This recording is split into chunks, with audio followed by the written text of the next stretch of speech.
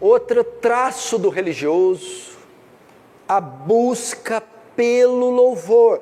Tudo que fazem com o fim de receberem glória para si mesmos, de receberem o louvor. E como isso tem na igreja de Cristo? Eu tropeço nisso toda hora. As pessoas, entre os cristãos, se oram, se jejuam, se cantam, se ofertam, se fazem alguma coisa.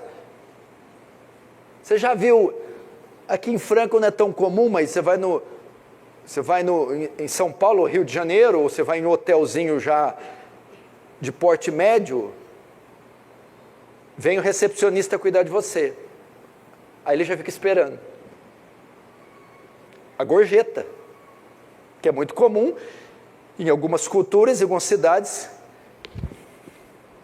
Tem crente que é assim, faz alguma coisa para o reino, uma doação, ou ora, ou jejua, faz qualquer coisa.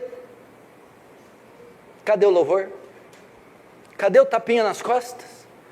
Cadê a rasgação de seda, pastor? Tem que estender um tapete. Não, meu irmão. Olha o texto. Amo os primeiros lugares, os banquetes, a saudação nas praças e os serem chamados mestres ou rabi pelos homens. A busca pelo louvor. Eles amam títulos, eles adoram ser chamados de anciãos, de pastores, de bispos. Eles gostam de ser reverenciados. Você tem que chegar neles não pode chegar direto, não. Tem que mostrar uma certa inibição, tem que mostrar um medinho para chegar perto deles. E tem que dar uma engasgadinha. Eles amam. Mas mesmo que não tem título, mesmo que não tem, é aquele assim, o que você está falando? Eu sou o irmão. Uai, sou o irmão. Eles amam isso, eles gostam de ser temidos, reverenciados, e eles usam da religião para se promoverem.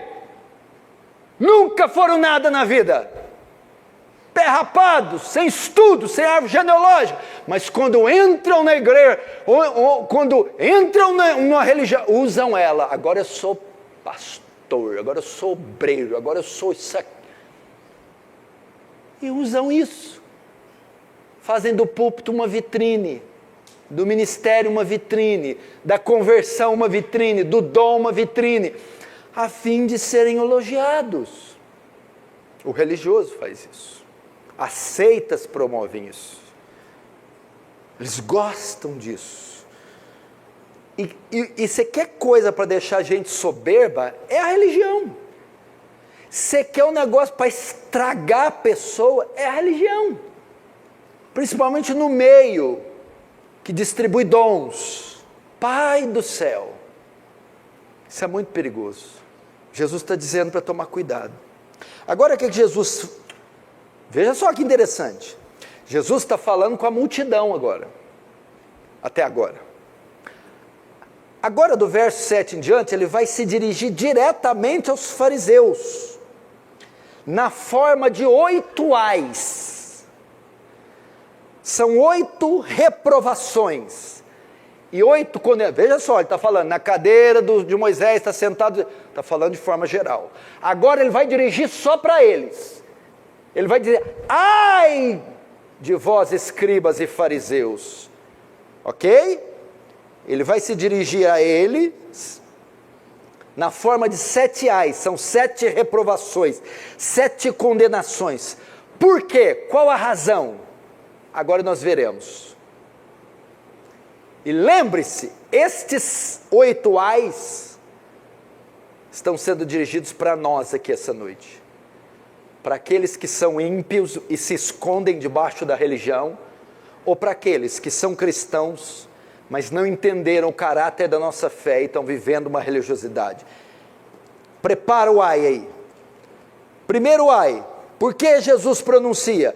Porque os religiosos impedem as pessoas de se converterem.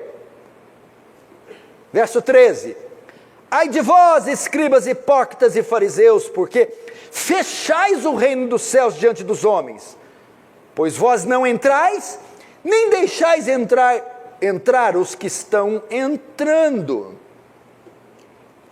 Olha só, eles impedem as pessoas de se converterem.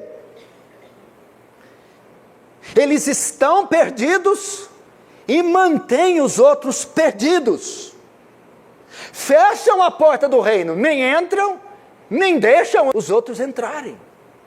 Típico da seita, típico dessas religiões, e típico do religioso.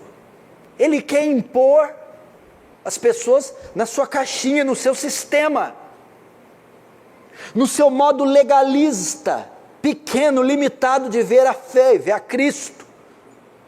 Seu método, sua religião não salva. E alguns deles, na maioria, nem eles mesmos são salvos.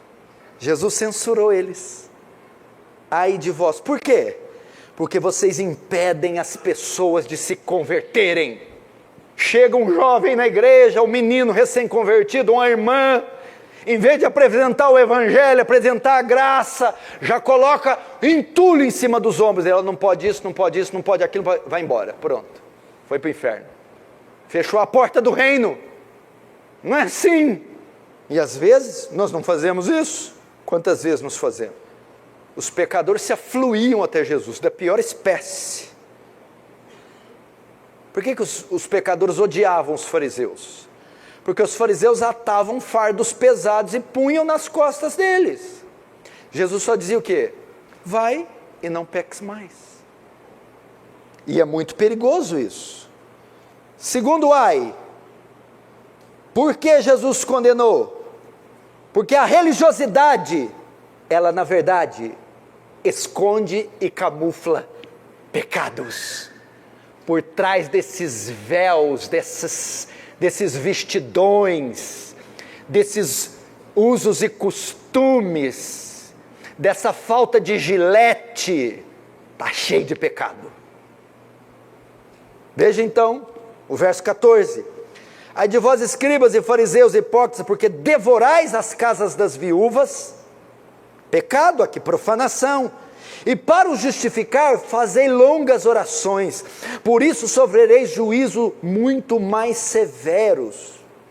Toda aquela religiosidade dos fariseus, túnicas, filactérios, orações na praça, jejuns, encobriam seus pecados ocultos. Na verdade, aquela religiosidade era usada para abusar das viúvas. Geralmente os legalistas, os religiosos, usam tudo aquilo para cobrir. Na verdade, toda aquela capa está escondendo sensualidade, imoralidade, avareza, ganância, prepotência, arrogância, que era o que os fariseus eram. Eram sensuais. Você quer ver como Jesus levantou a saia deles e deixou eles tudo peladões? Quando eles pecaram a prostituta no ato, João capítulo 8, no ato do adultério, João capítulo 9, pegaram a mulher cometendo adultério, descabelaram, jogaram ela no meio da praça. Mestre, a lei de Moisés manda que essa mulher deve ser apedrejada, tu que dizes? Jesus falou, é agora, levantou, eu vou cortar agora. É mesmo? Ela é adúltera? É adúltera, pegou no ato. Ok, pode atirar a pedra. Aquele dentre vós que não tem pecados. Eu imagino aqueles homens corando de vergonha. Começando dos mais velhos, foram jogando as pedras no chão. A religiosidade, cuidado. Se você ler o livro de John MacArthur, Fogo Estranho, ele vai mostrar que a maioria desses grupos, dessas seitas, os seus líderes estavam envolvidos em escândalos de pecados sexuais. Quanto mais religioso, mais legalista, mais impunha regras, mais escândalos tinha.